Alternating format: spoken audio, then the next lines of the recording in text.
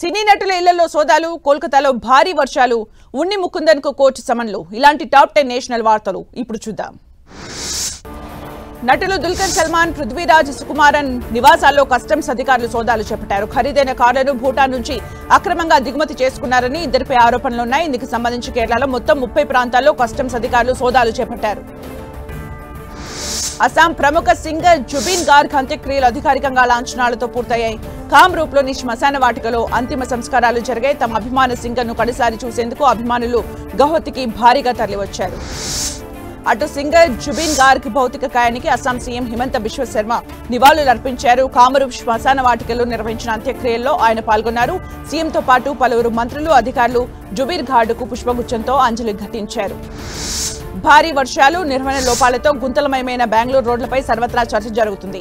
ఈ సమస్యపై Karnataka deputy CM DK Shivakumar మరోసారి స్పందించారు. గుంతల సమస్య దేశమంతటా ఉందని, ప్రధాని మోదీ ఉండే రోడ్డులో కూడా ఉందని వ్యాఖ్యానించారు. H1B వీసా రుసుము పెంపుపై కాంగ్రెస్ సీనియర్ నేత ఎంపీ శశి థరూర్ కీలక వ్యాఖ్యలు చేశారు. రాజకీయ కారణాలతోనే ట్రంప్ ఈ నిర్ణయం తీసుకుని ఉండొచ్చని ఆయన అభిప్రాయపడ్డారు. ఈ ఐడియా ఎన్నటికీ పనిచేయదని, ఈ నిర్ణయం వెనుక ట్రంప్ లాజిక్ ఏంటో అర్థం కావట్లేదని థరూర్ చెప్పుకొచ్చారు. తన మాజీ మేనేజర్ విపిన్ కుమార్ పై దాడి కేసులో నటుడు ఉన్ని ముకుందన్ చట్టపరమైన చర్యలు ఎదుర్కొంటున్నారు. ఈ కేసులో కేరళలోని Kakinada judicial first class magistrate court ఆయనకు సమన్లు జారీ చేసింది. అక్టోబర్ 27న హాజరు కావాలని ఆదేశించింది.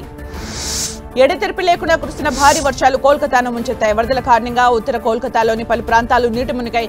ప్రధాన రహదారులు జలమయం కావడంతో వాహనదారులు ఇబ్బందులు పడుతున్నారు. విద్యుత్ షాక్ వల్ల 3 ప్రాణాలు కోల్పోగా వరదల్లో కొట్టుకుపోయి మరో 2 మరణించారు.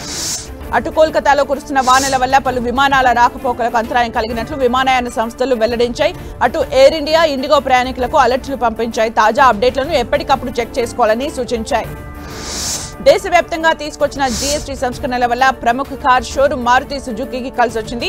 జీఎస్టీ సంస్కరణల వల్ల రోజుకి 15,000 బుకింగ్స్ జరుగుతున్నట్లు సంస్థ ప్రతినిధులు తెలిపారు. దీంతో కార్ల అమ్మకాలు పెరిగాయని చెప్పారు.